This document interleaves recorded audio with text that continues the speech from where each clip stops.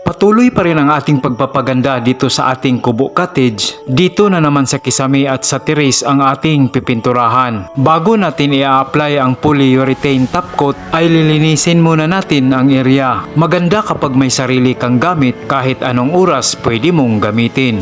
Kaya maganda talaga mga ka-front yard na may sarili tayong gamit para pag mag-maintenance tayo sa ating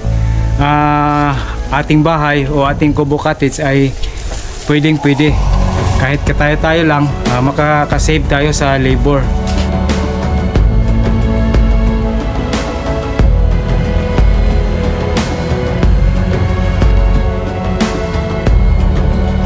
Nakita nyo na yung dinaanan ng ating sander. Tanggal agad yung mga bakat-bakat na lumot. Yan o. Pagkatapos niyang mabrush natin, masander, ay titirahin natin ng polyurethane top coat. Ito na ang flooring natin. Bago pa nating na mano-mano sa pagbrush, ilang linggo pa lang, ay bumabalik na naman ang mga kulay green na lumot. Kaya naisipan natin mga ka-front yard na sa susunod na mga araw ay pupunta tayo sa Cebu City at bibili tayo ng pressure washer para i-pressure wash natin ito, at saka dito sa labas itong palibot ng ating Kubo Cottage ay i-pressure wash natin. Kaya hindi magtatagal pa sa pag minamano-mano mo lang ay bumabalik agad ang mga lumot. Para dito pupunta tayo sa Cebu City para bibili ng pressure wash mga ka-front yard. Nakakapagod din, pinagmano-mano ko lang ng brush itong simento sa labas ng aking Kubo Cottage. Medyo matanda na tayo kaya nakakapagod ng mano-mano pag brush. Kaya samahan nyo ako sa susunod na mga araw. Bibili ako ng pressure washing doon sa Cebu City. Several days later. At sa puntong ito ay nandito na ako sa syudad ng Cebu. Hindi na ako nakapaghintay ng matagal pa. Agad akong umalis ng bahay at sumakay ng pampasahirong jeep. At ngayon ay papunta na ako sa malalaki at kilalang mga hardware dito sa aming area. Excited na naman akong magkakaroon ng bagong gamit. Ito na kasi ang aking gagamiting panlinis para doon sa simento sa labas ng aking Kubo Cottage. Ang bilis kasing bumabalik ang mga lumot kapag manumalo lang ang ginagawa.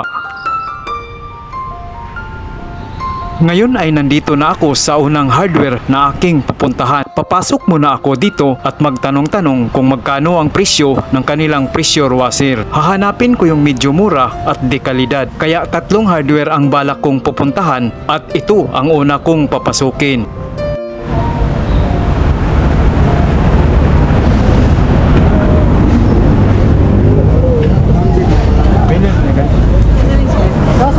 Sample. Pero wala man siguro dire. Pero na ko'y tanawon niya pressure washer dire. Ay bilin. Oh. Ay kanila la? Ari.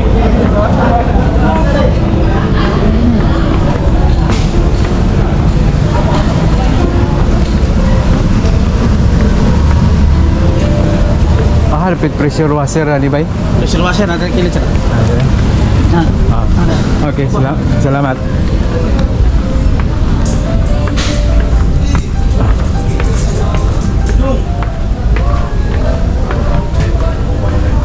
Ito ang mga pressure washing pagpipilian.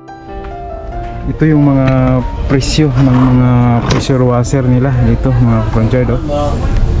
15k, maliit lang. Yan, 6,000. Ayan ang brand niya.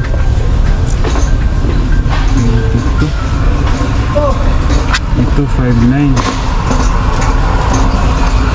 Ang maliit 7. Tingnan, pilihan natin kung ano, kung mamaya pupunta muna tayo sa Atlantic, baka may mura doon.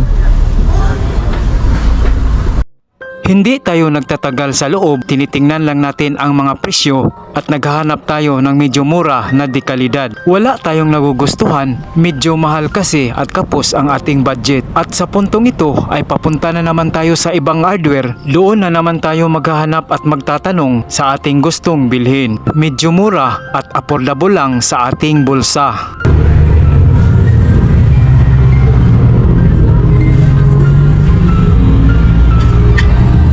Well, at sa Atlantic.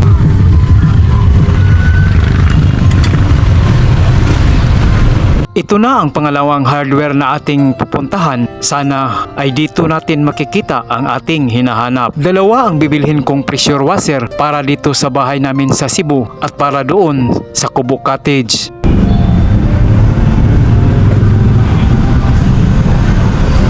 Pwede na, madari pa. Guard? Sir, sampol? No. Hindi kayo. Masiksak ka di, sampol na. May panginamay may pangitao na to ba? Okay na sir, may sampol. Okay na.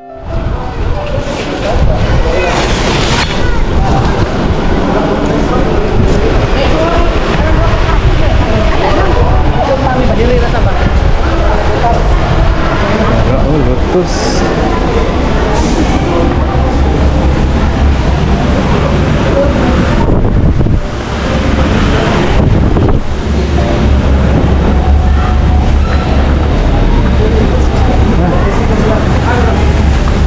Ito in charge sa Lotus ba? Mas pika sir.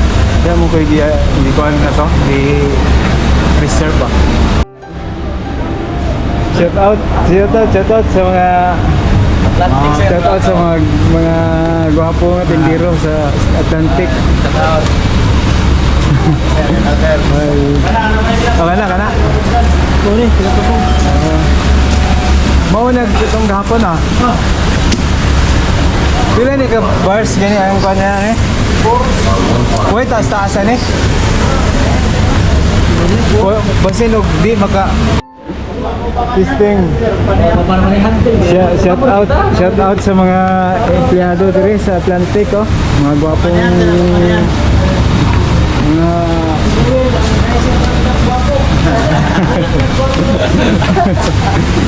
atong testingan ng atong bagong paliton. Testingan na to mga comfort yard. May klase ni.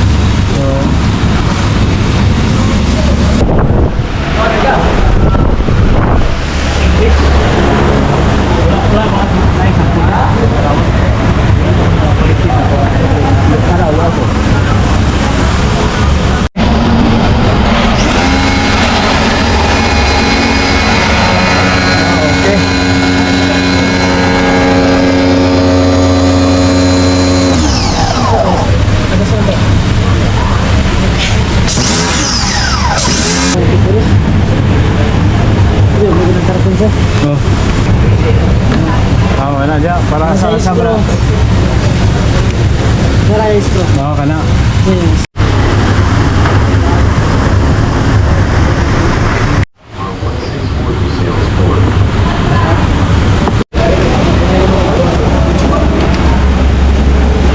Ha? Sige. Salamat.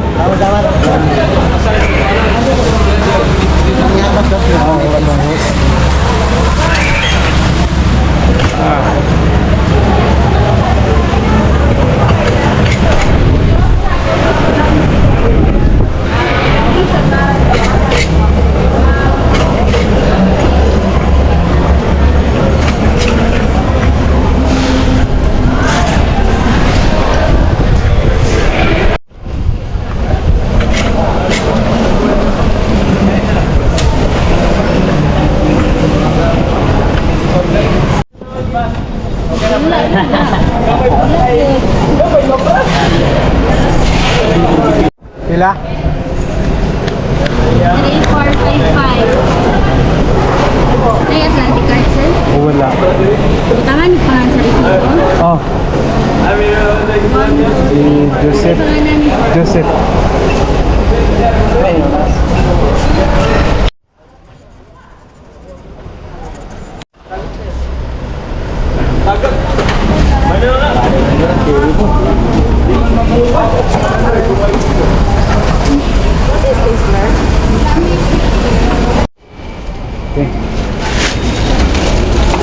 Salamat.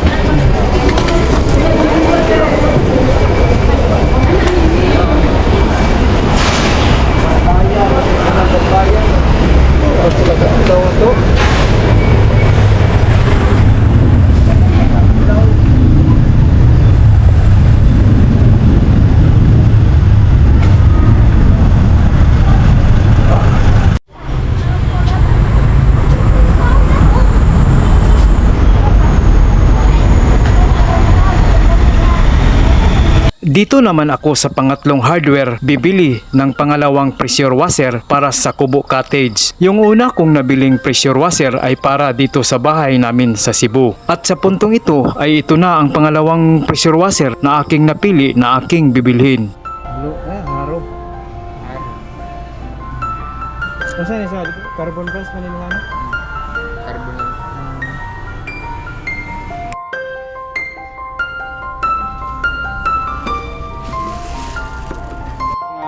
Hindi mo palit na ko dire. Kanang pangsaksyon? Action, bakit ito kada gripo? Koneksyon na wa. Konektor, ang hose lang wa. Kurang kepala nih, terus nilai wala. Para dari kung sa amoy.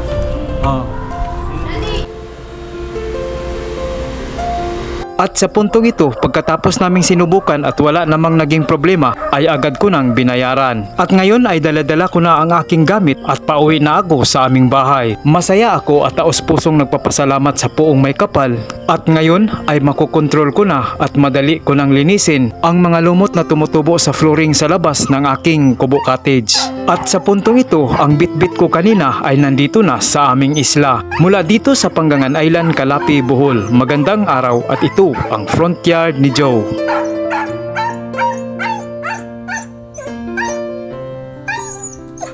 Tugatong.